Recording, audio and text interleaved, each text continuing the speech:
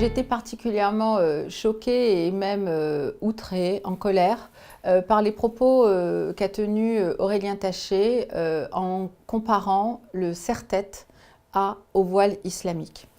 Mais malheureusement, ces propos ne sont pas isolés. Ils participent à une logique d'en marche. Quand on a le président de la République qui, en campagne, va voir Bouteflika et qui parle des crimes contre l'humanité des Français, quand on a le ministre de l'Intérieur qui compare, en l'occurrence M. Castaner, qui évoque sa grand-mère avec le foulard catholique, quand on a la ministre des droits des femmes qui sciemment, par provocation et par calcul politique, compare les personnes qui ont pacifiquement manifesté de la Manif pour tous à des terroristes islamistes, il est tout à fait logique que récemment nous ayons eu Aurélien Taché qui compare ce signe de soumission, ce tissu qui n'est pas un tissu ordinaire mais qui signifie l'apartheid des femmes, à savoir le voile islamique, au serre-tête dit catholique. Non seulement ces assertions sont ridicules, mais elles sont blessantes et insultantes. L'inculture et le ridicule, c'est une chose. Mais plus grave encore, sur le plan politique,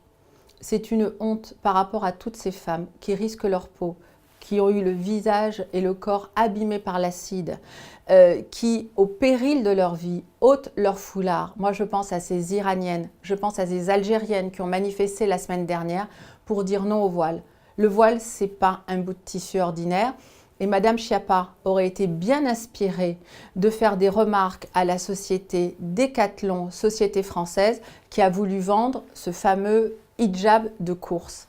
Et qu'une entreprise française se prête à vendre cet instrument d'asservissement, de domination des femmes et surtout cet instrument vestimentaire qui fait que les islamistes se comptent et envahissent l'espace public, eh bien je trouve que c'est une grande lâcheté politique et ça en dit long sur le logiciel idéologique d'En Marche. Quand on prétend vouloir défendre le droit des femmes, quand on prétend défendre l'égalité homme-femme, la moindre des choses, c'est de les respecter et de faire en sorte que les femmes françaises et qu'en France, on porte un autre message sur l'égalité, sur l'apartheid sexuel, sur la soumission que celui-ci.